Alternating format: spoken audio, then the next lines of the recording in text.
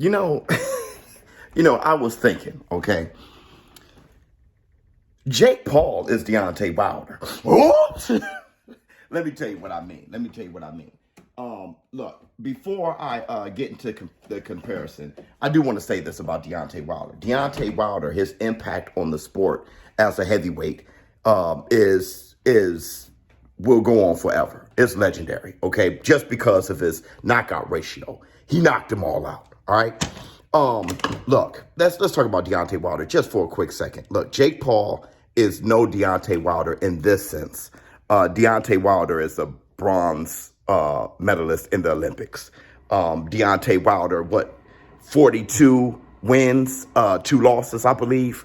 Tied Muhammad Ali for the most title defenses, having 10. Knockout ratio in the upper 90s. Look, he's knocked everybody out. And the guy he did knock out, he knocked down 4 times, okay, over the course of 3 fights. So Deontay Wilder is an absolute beast. Let's get that out the way. But what I'm saying when I say that Jake Paul is Deontay Wilder, I'm talking about the arguments. Look, let me tell you what I noticed. When people talk about Jake Paul, you get those who attack Jake Paul and you get those who defends Jake Paul. And when you look at the attacks, when you look at the defense for Jake Paul, it sounds like the attacks on Deontay Wilder and the defense of Deontay Wilder. Case in point, Jake Paul isn't that good of a boxer. Jake Paul, who has he beaten? He hasn't beaten like a real stiff, true opposition. When it comes to boxing, he's fighting these MMA guys, fighting these guys. When you think of Deontay Wilder, those were the attacks on him. He's not really that good of a boxer. When you look at his resume, look, casuals can probably name 1 fighter he fought, and that's Tyson Fury. Maybe two. And I must admit, when it comes to like a boxing pugilist like myself, you kind of start thinking at around 5. He has 44, 45 fights. And when you think of his opposition at around 6, 7, you start to say, oh yeah, then he fought this guy and then he fought. Now you're reaching, okay?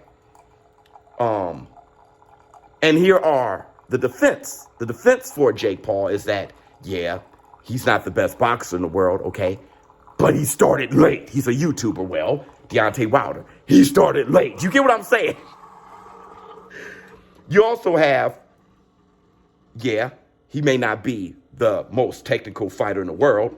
He's doing good for somebody who started late, and he doesn't need to be. He has that right hand. Jake Paul started off as a YouTuber, doesn't need to be the best technical boxer in the world. He has that right hand. Look, that's what I mean by when I listen to you guys speak about Jake Paul, speak about Deontay Wilder. Let me get my black 2 sugars. It's so funny. I gotta leave right now to finish up my Christmas shopping. Dude, I'm talking about jingle all the way. I'm in a real situation here. There's something I'm looking for and I just can't find. And I'm about to go out tonight. Today. And I'll probably be out all day. Okay, looking for this thing. And I'm looking for my to-go cup, but my wife, Ms. Biz, she is always moving things around. But let me conclude by saying this. Let me get my Grinch 2 sugars. Either way, the arguments sound extremely similar. Either way, Deontay Wilder is an impactful heavyweight of all time. When you think of the hardest hitters ever, pound for pound ever, you would always mention Deontay Wilder. But then there will always be a counter. Who did he knock out? Jake Paul's no Deontay Wilder. But listen to the arguments. Listen to the comments. Those who attacked Wilder are defending Jake Paul. And those who are attacking Jake Paul were defending Wilder. But if you listen to the arguments, they're the same. Showbiz for adults. I'm out.